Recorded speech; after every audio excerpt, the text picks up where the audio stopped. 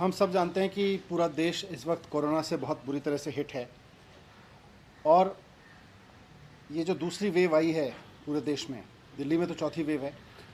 दूसरी वेव के तहत पूरे देश में हाहाकार मचा हुआ है और हम अपने लोगों को चाह के भी नहीं बचा पा रहे हैं। ये वेव इतनी ख़तरनाक है कि हमारे सारे सिस्टम्स छोटे पड़ गए हैं। हमारे पूरे देश का मेडिकल इंफ्रास्ट्रक्चर, ऑक्सीजन की कमी, बेड्स की कमी, हर तरफ से यही खबरें आ रही हैं। शमशान में भी जलाने के लिए लोगों को जगह नहीं बची है। इतनी भयावह ये वेव पूरे देश में आई है। वैसे में बीच में जब वैक्सीन आई थी तो एक थोड़ी सी उम्मीद जगी थी कि शायद अब कोरोना की वजह से लोगों को मरना नहीं पड़ेगा हमारे देश में। पिछले 1.25 साल से कोरोना चल रहा है। बीच में जब हमारे देश के वैज्ञानिकों ने, दुनिया भर के वैज्ञानिकों ने वैक्सीन बनाई, हमारे देश के लोग भी लगे और हमारे देश के वैज्ञानिकों ने देश में ही 2 वैक्सीन तैयार की। ये हमारे लिए बहुत बड़ी उपलब्धि थी और ये बड़ी राहत की खबर थी। लेकिन अपने देश की बनी हुई 2 वैक्सीन होने के बावजूद हम इस वेव में अपने लोगों को नहीं बचा पा रहे। तो इसका एक बहुत बड़ा फैक्ट आज इंडियन एक्सप्रेस की एक रिपोर्ट में सामने आया है। मीडिया रिपोर्ट्स, इंडियन एक्सप्रेस की वो रिपोर्ट कहती है कि जिस समय पूरे देश में लोग बीमार हो रहे थे, हॉस्पिटल्स के लिए जूझ रहे थे, मर रहे थे, शायद ही देश का कोई घर ऐसा बचा होगा जहां खुद अपने घर में या उनके आसपास के घर में कोई व्यक्ति बीमार ना पड़ा हो, बेड ना ढूंढ रहा हो या हॉस्पिटल में ना तड़प रहा हो या मर ना गया हो।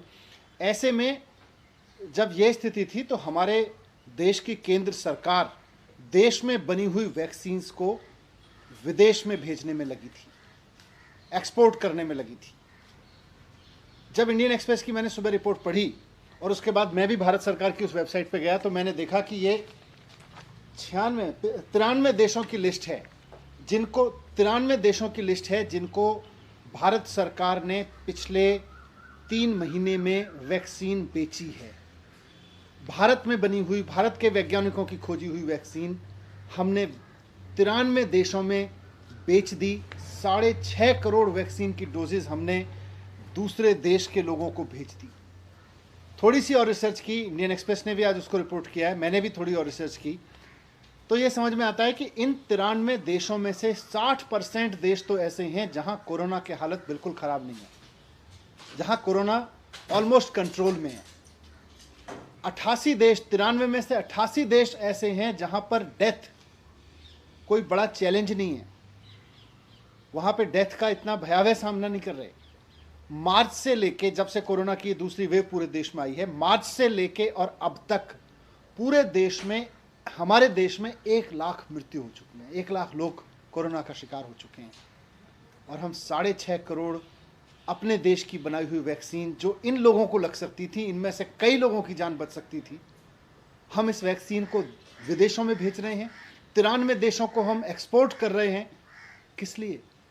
सिर्फ इसलिए कि केंद्र सरकार की इमेज बन सके, इसलिए कि दुनिया में ये नाम हो सके कि भारत में इस समय एक ऐसी सेंट्रल गवर्नमेंट बैठी है जो विदेशों को वैक्सीन दिए जा रही है। 2 देश आपकी तारीफ करेंगे, उनकी तारीफ सुनने के लिए अपने लोगों को मरने की कीमत पर विदेश के 4 देशों की तारीफ सुनना केंद्र सरकार के लिए बहुत बड़ा जघन्य अपराध है, मैं मानता हूं। किस लिए किया ये?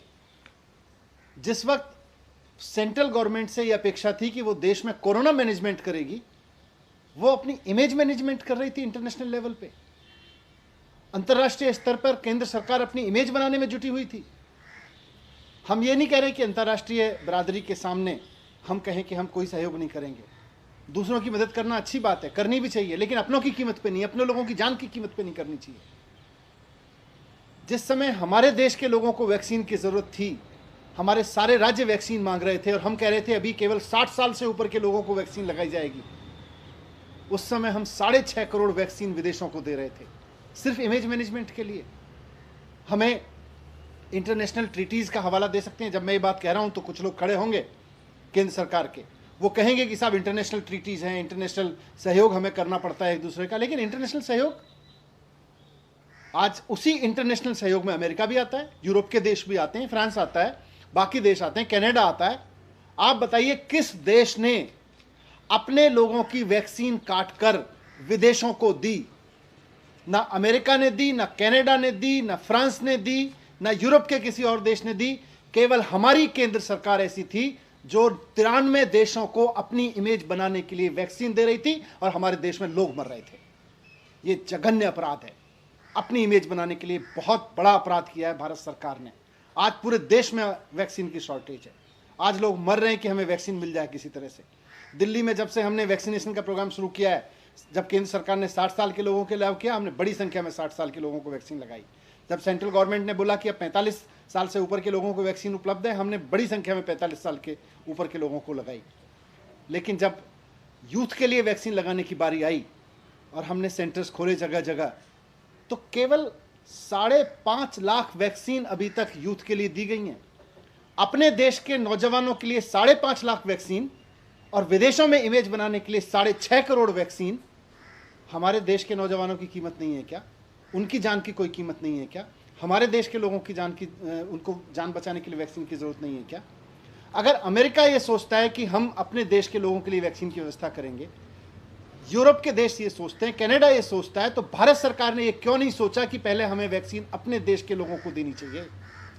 इन सारी इंटरनेशनल ट्रीटीज में सारे देश आते हैं। फ्रांस, किसी देश ने नहीं दी। केवल फ्रांस एकमात्र ऐसा देश है जिसने मार्च में नहीं, पिछले महीने अपने देश के सारे लोगों के लिए वैक्सीन इंश्योर करने के बाद पिछले महीने केवल 1 लाख डोज इंटरनेशनली उपलब्ध कराई हैं। और हम अपने देश के लोगों को कह रहे हैं हम 60 साल से ऊपर के लोगों को नहीं देंगे, बहुत लिमिटेड में देंगे शुरू में, अभी हम 45 साल तक के लिए देंगे, अभी हम 18 साल के लिए केवल 4.5 लाख देंगे, और 6.5 करोड़ वैक्सीन हम दूसरों देशों को दे रहे हैं। आज दिल्ली में जब से हमने ये 18 से 24 साल का वैक्सीनेशन का प्रोग्राम शुरू किया है, 18 से 44 साल के लिए ऑनलाइन अपॉइंटमेंट ले रहे हैं लोग।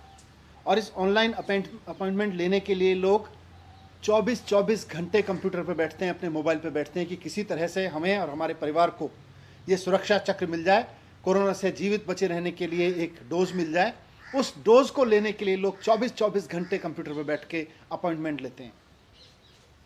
और हम विदेशों को वैक्सीन बेच रहे हैं, हम विदेशों में सप्लाई किए जा रहे हैं, हमें अपने देश के लोगों की चिंता नहीं है। ये शॉर्टेज इसलिए है क्योंकि हमने अपने देश के लोगों की चिंता किए बिना अपना इमेज मैनेजमेंट करने के लिए, अपनी इमेज चमकाने के लिए केवल और केवल विदेशों को वैक्सीन दी है। मेरा अब जो हुआ सो हुआ, मेरा केंद्र सरकार से रिक्वेस्ट है कि ये जो 93 देश हैं, इनको आपने जो भी वैक्सीन दी, ठीक है, वहाँ भी हो सकता है कुछ लोगों की जान बची हो, लेकिन अंतर्राष्ट्रीय बिरादरी से कुछ सीखिए। सब देशों ने पहले अपने लोगों के लिए वैक्सीन का इंतजाम किया। अमेरिका ने किसी को एक्सपोर्ट नहीं किया, फ्रांस ने किसी को पहले एक्सपोर्ट नहीं किया, कनाडा ने किसी को एक्सपोर्ट नहीं किया, यूरोप के किसी देश ने एक्सपोर्ट नहीं किया। सब ने पहले अपने देश के लोगों के लिए इंतजाम किया। मेरा केंद्र सरकार से अनुरोध है कि अब जो वैक्सीन बन रही है, पहले अपने देश के लोगों को दीजिए, अपने देश के एक एक व्यक्ति को वैक्सीन लगाइए। और जैसा दिल्ली सरकार कह रही है, आप वैक्सीन उपलब्ध कराइए। हम 3 महीने के अंदर अंदर पूरे देश, पूरी दिल्ली को 2 डोज उपलब्ध करा देंगे। हमारी पूरी मशीनरी तैयार है, हमारी पूरी व्यवस्था तैयार है। उसी तर्ज पे आप दूसरे राज्यों को भी वैक्सीन उपलब्ध कराइए। अब इसको छोड़िए और इमेज बनाने की जगह आप देश के लोगों को बचाने पे काम कीजिए। Thank you. क्या आपको लगता है कि कोई ऐसा डाटा है कि वैक्सीन ना मिलने की वजह से लोगों की मौतें हुई हैं, और अगर वैक्सीन हमारे पास पर्याप्त होते, सही समय से लगा होता, और क्या आप इसको भी फेलियर मानते हैं कि 18 से 44 की एज में जो लोग आए हैं वो देर से आए हैं, निर्णय लेने में भूल हुई है? बिल्कुल, आप देखिए सेकेंड वेव में बड़ी संख्या में देश में यूथ की डेथ हुई है। पूरे देश में नौजवानों की बहुत डेथ हुई है, हमारे परिवारों में हुई है, हमारे जानकारों में हुई है। बहुत दुख, ऐसे ऐसे चेहरे याद आ रहे हैं, हमारे वॉलंटियर्स, हमारे अपने परिवार के लोग। अगर उनको वैक्सीन मिल गई होती तो वो सब बच गए होते, उनके अंदर एंटीबॉडीज बन गई होती। मार्च में हमारे पास वैक्सीन थी, अप्रैल मई में हमारे पास में वैक्सीन, अप्रैल में हमारे पास वैक्सीन थी, लेकिन हमने अपने देश के यूथ को देने की जगह, जो 1 लाख लोग मरे उनमें बड़ी संख्या में यूथ है।